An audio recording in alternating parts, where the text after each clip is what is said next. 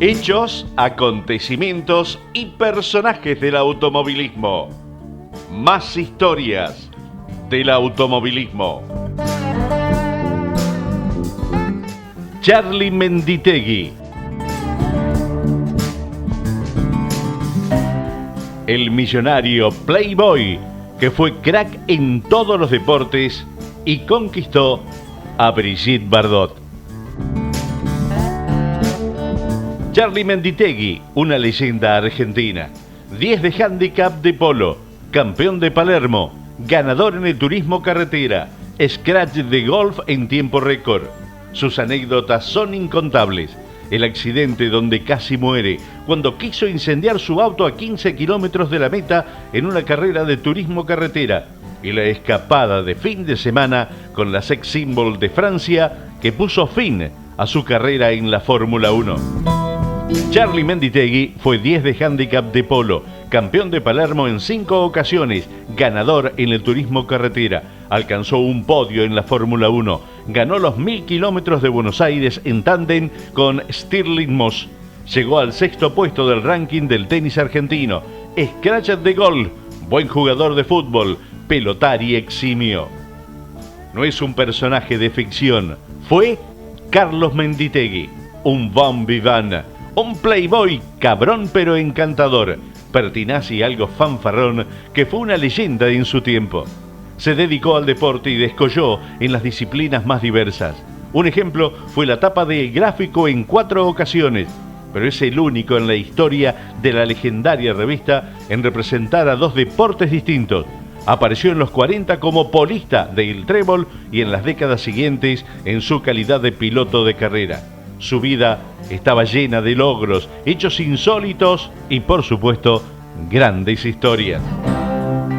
El bigote finito, perfecto, como si fuera fruto de un ejercicio de geometría colegial. El pelo peinado, engominado, la ropa deportiva que parecía, y casi seguro lo era, cortada por un sastre. La mirada recia pero pícara, la sonrisa ladeada, el porte distinguido. Charly, como le llamaban, siempre parecía salido de un póster. Hubo una época en que existía una categoría particular de deportista, una categoría de unos pocos, exclusiva, la de los sportmen, hombres. El deporte era cosa de hombres en aquellos tiempos. Las mujeres tenían acceso a unas pocas actividades, que siguiendo modelos anglosajones se dedicaban a varias disciplinas deportivas. Dúctiles y competitivos, eran polideportistas. El primer gran exponente argentino de esa clase fue Jorge Newbery, introductor de varias prácticas y actividades que se consideraban deportivas, aunque algunas hoy ya no lo son. Esgrimista, boxeador, corredor de autos, aviador, pionero de los viajes en globo. Carlos Menditéguy nació el 10 de agosto del año 1915, un año después de la desaparición de Jorge Newbery. Nació en una familia acomodada. Entre los apellidos paternos y los maternos se cubría un gran porcentaje de la alta sociedad porteña. Menditéguy Estragamó Leloir. Desde muy chico se volcó a los deportes. En el secundario fue el goleador de su equipo que se consagró campeón del intercolegial. Dicen que era un centro delantero elegante y eficaz, fuerte pero algo displicente.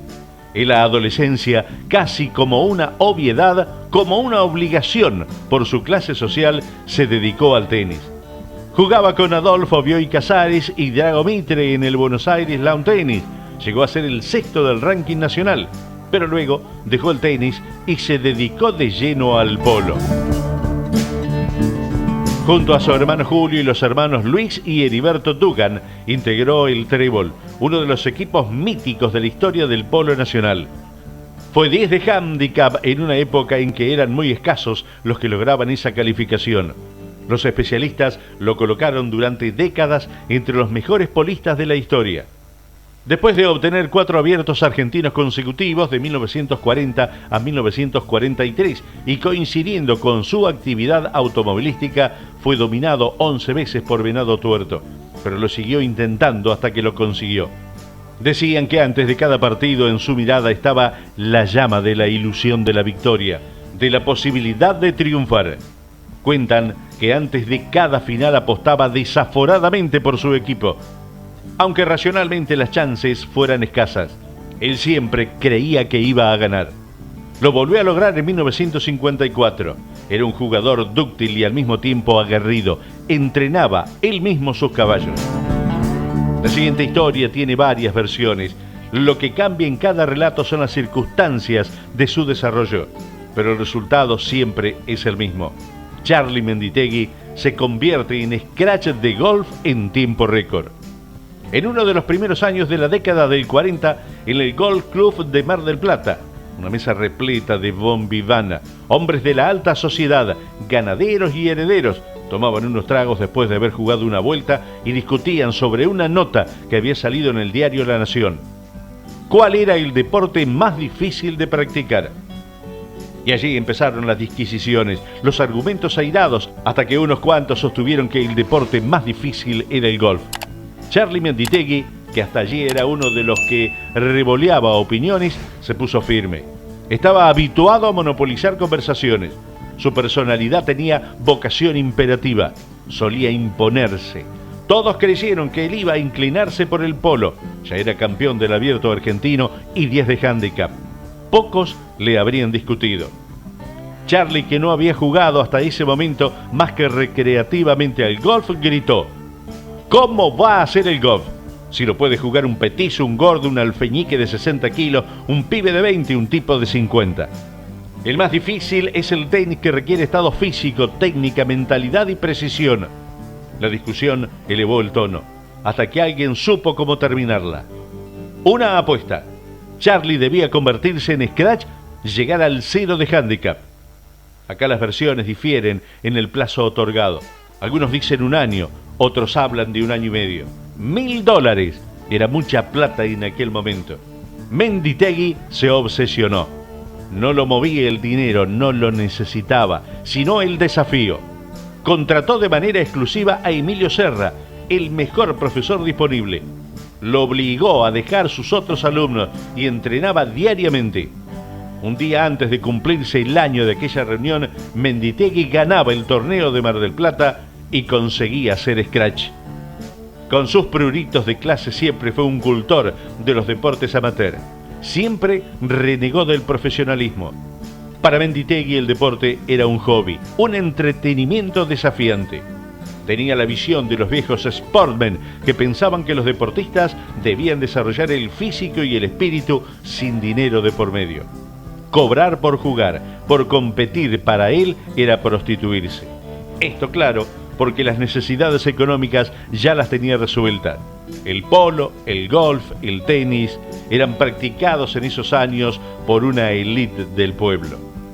La gran paradoja de la carrera de Menditéguy es que su gran pasión, a la actividad que le tuvo un amor desbocado, fue el turismo carretera, la categoría más popular del automovilismo y probablemente la actividad deportiva más popular y masiva durante décadas después del fútbol. La otra paradoja es que fue la disciplina que más disgustos y desazón le produjo. Fangio, antes de la Fórmula 1, los Gálvez, los Emiliosi, Rolo de Álzaga, Perkins, Marimón y muchos otros. Y estas leyendas lo respetaron como un igual. Fangio dijo que Menditéguy podría haber sido campeón del mundo si se lo hubiera propuesto. Oscar Gálvez dijo que tenía un talento enorme al volante y un gran coraje. Charly, que no era de repartir elogios, afirmó que solo se sintió disminuido frente a Fangio, que era inalcanzable como piloto, que nadie podía comparársele. Tuvo prestigio y fama, pero nunca logró ser el favorito del público. Su carácter difícil lo había impedido. En el turismo carretera ganó 6 competencias y fue gran protagonista durante varios años. Los grandes triunfos, los grandes premios se le escaparon por fatalidades. A veces, a algunos deportes se los debe abandonar cuando la suerte no acompaña, dijo alguna vez. Entre muchas grandes ocasiones estuvo muy cerca de ganar, pero el azar, la mala fortuna, se interponía. La primera fue en 1960, cuando había ganado las 3 primeras series y dominaba la última, hasta que el auto se rompió. La más famosa es la del Gran Premio de 1963. Menditéguy volaba, había ganado varias etapas, había batido el récord de velocidad promedio y al empezar esa última jornada le llevaba 16 minutos de ventaja al segundo. No importaba, siguió pisando el acelerador y la ventaja se amplió cuando el otro desertaba. Un joven llamado Carlos Pairetti quedaba en segundo lugar. Después de 4 jornadas y miles de kilómetros recorridos, Carlos Menditéguy se acercaba a la meta. Faltaban tan solo 16 kilómetros. El resto del recorrido parecía una mera formalidad. El público al costado del camino de tierra felicitaba al seguro próximo campeón. Pero una explosión detenía el auto. Empezaba a salir humo negro del capó. Él y Linares, su experimentado copiloto, se bajaron enseguida. Linares, hábil mecánico, se abalanzaba sobre el motor. De atrás Menditéguy inspeccionaba la situación. Cuando comprendió lo que había sucedido, que el motor estaba roto y que el auto no iba a volver a arrancar, sin perder la calma, habiendo perdido la esperanza, se alejó y le dio una orden a su compañero y copiloto: saque un poco de nafta del tanque. El otro pareció no entender. Lo miró. De nuevo, saque un poco de nafta del tanque. Cuando el copiloto se disponía a cumplir la orden, Menditéguy se acercó, encendió un cigarrillo, le entregó su encendedor y le dijo, con una rara mezcla de hidalguía, soberbia, bronca y resignación: quémelo, Linares, quémelo. Se convirtió en una de las grandes frases célebres del deporte argentino de los años 60.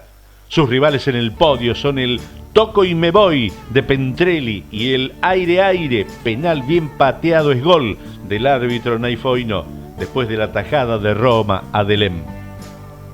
En la Fórmula 1 corrió 11 grandes premios y obtuvo un podio.